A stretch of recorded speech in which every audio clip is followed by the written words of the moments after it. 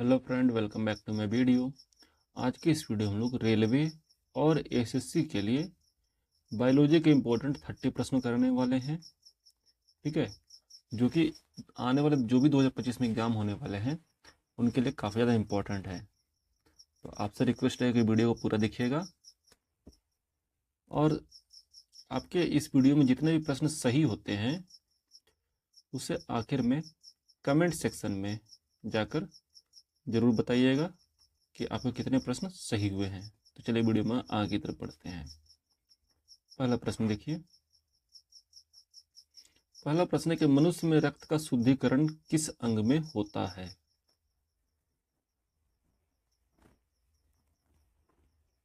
देखिए, मनुष्य में जो रक्त का शुद्धिकरण होता है ये होता है गुर्दा में। ऑप्शन नंबर सी सही होगा। गुर्दा में क्या होता है कि जो भी विषाक्त पदार्थ होते हैं,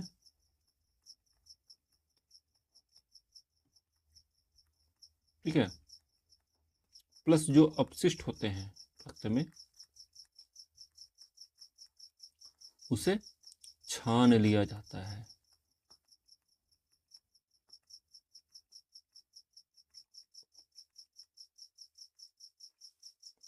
ठीक है, आगे बढ़ते हैं। अगला सवाल देखिए। पत्तियों में हरित वर्णक यानी कि क्लोरोफिल का कार्य क्या है? तो क्लोरोफिल का कार्य क्या होता है पत्तियों में? होता है प्रकाश संश्लेषण की प्रक्रिया को पूरी करना। ऑप्शन नंबर बी सही होगा। आगे बढ़ते हैं। अगला देखिए।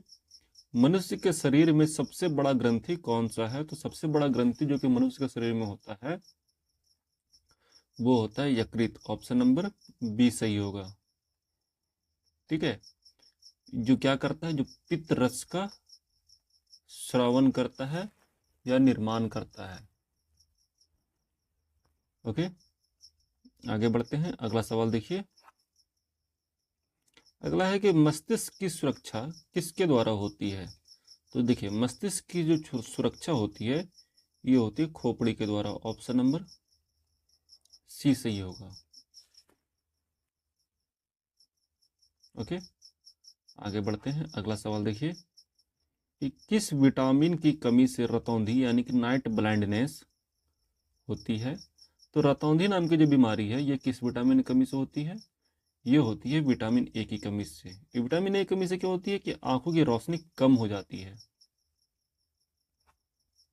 अगला सवाल है कि पौधों में जल परिवहन किसके द्वारा होता है? तो पौधों में जो जल परिवहन होता है ये होता है जाइलम के द्वारा। Option number A. याद रखिएगा, जा से जाइलम, जा से जल। आगे बढ़ते हैं। अगला सवाल है कि मनुष्य के शरीर में रक्त का लाल रंग किसके कारण होता है? तो रक्त का जो लाल रंग होता है हमारे शरीर में वो होता है हीमोग्लोबिन के कारण। ऑप्शन नंबर ए सही होगा। अगला है कि मनुष्य में शरीर का तापमान किससे नियंत्रित होता है? तो याद रखिएगा, मनुष्य के जो शरीर का तापमान होता है ये नियंत्रित करता है हाइपोथैलेमस। ऑप्शन नंबर बी सही होगा। अगला है कि कोशिका का पावर हाउस किसे कहते हैं? तो कोशिका का पावर हाउस कहा जाता है माइटोकॉन्ड्रिया को। ऑप्शन नंबर ए सही होगा। आगे बढ़ते हैं। अगला सवाल देखिए कि जीन की खोज किसने की थी? जल्दी से बताइए।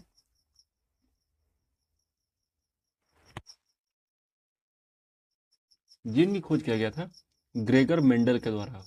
ठीक है, इन्होंने कौन सा नियम दिया था? इन्होंने दिया था नियम अनुवांशिकता का।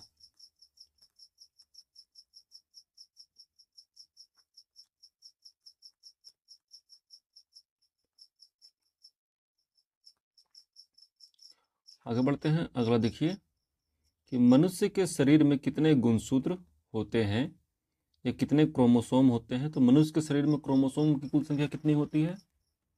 ये होती है 46। और पेयर में बात की जाए तो 23 जोड़े होते हैं। ठीक है, यह पेयर होते हैं। अगला है मनुष्य में कौन सा रक्त समूह सार्वभौमिक दाता होता है, यानी कि यूनिवर्सल डोनर होता है? तो यूनिवर्सल डोनर किसको कहते हैं? ये कहते हैं ब्लड ग्रुप ओ वाले को। ऑप्शन नंबर सी सही होगा। अगला है कि लार में कौन सा एंजाइम पाया जाता है? देखिए, लार में पाया जाता है अमाइलेज। ऑप्शन नंबर ए सही होगा। ये करता क्या है? ये स्टार्च को तोड़ता है, ठीक है, स्टार्च को तोड़ता है।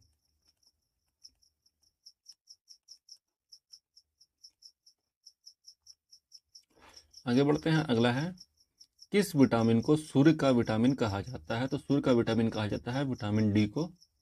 ऑप्शन नंबर सी सही होगा।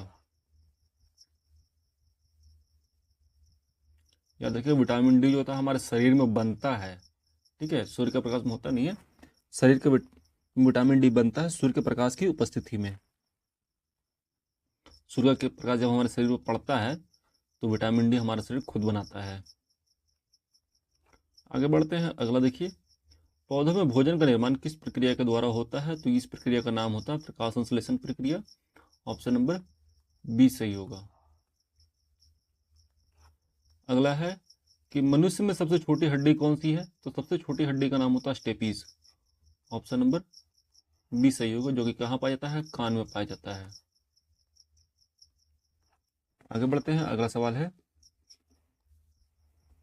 कि अमीबा में भोजन किसके द्वारा ग्रहण किया जाता है? आपके पास चार ऑप्शन है, कौन सा सही होगा?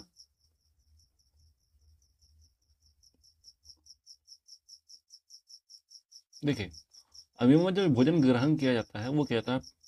सुडोपोडिया के द्वारा, ठीक है, जिसे हिंदी में कहता है कूटपाद, ठीक है। इसका ऑप्शन नंबर ए सही होगा। अगला है कि मनुष्य के शरीर में मूत्र का निर्माण कहाँ होता है? तो मनुष्य के शरीर में जो मूत्र का निर्माण होता है ये तो गुर्दा में, ठीक है। जो भी अवशिष्ट पदार्थ होते हैं वही मूत्र मार्ग से बाहर निकलते हैं, इसलिए इसका ऑप्शन नंबर सी सही होगा। अगला, विटामिन सी का मुख्य स्रोत कौन सा है? तो विटामिन सी का मुख्य स्रोत होते हैं खट्टे फल, तो यहाँ पे नींबू। ऑप्शन नंबर बी सही होगा। अगला है, मानव हृदय में कुल कितने कक्ष होते हैं? तो मानव हृदय में कुल कक्षों की संख्या होती है 4। ऑप्शन नंबर सी सही होगा, जिसमें 2 होता है निलय और 2 होते हैं अलिंद। ओके। अगला है कि त्वचा में कौन सा वर्णक पिगमेंट पाया जाता है? तो त्वचा में पाया जाने वाला पिगमेंट है मेलानिन। ऑप्शन नंबर सी सही होगा।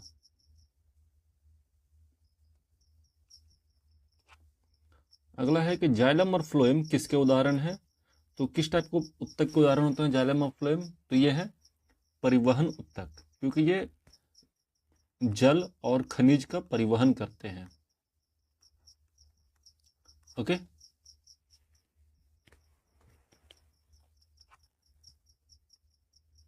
अगला है, मानव रक्त में लाल रक्त कणिकाओं यानी कि आरबीसी की जीवन अवधि कितनी होती है? देखिए, ह्यूमन बॉडी में जो आरबीसी होता है उसका टोटल लाइफ होता है 120 डेज का। ऑप्शन नंबर बी सही होगा।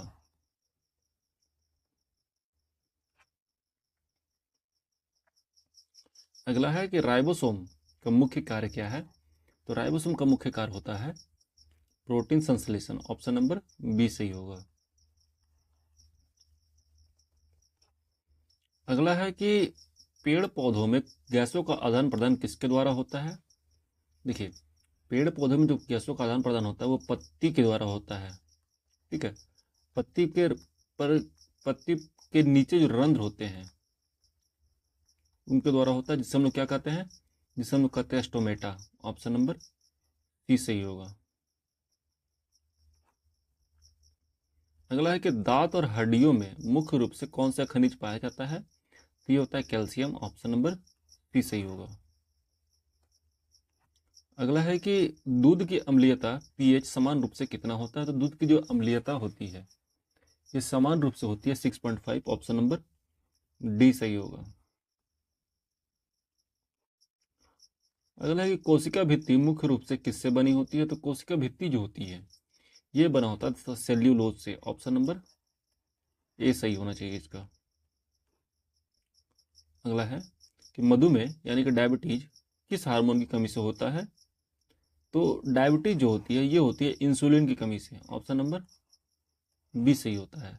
डायबिटीज को मधुमेह भी कहते हैं। अगला और आज का आखिरी सवाल कि कौन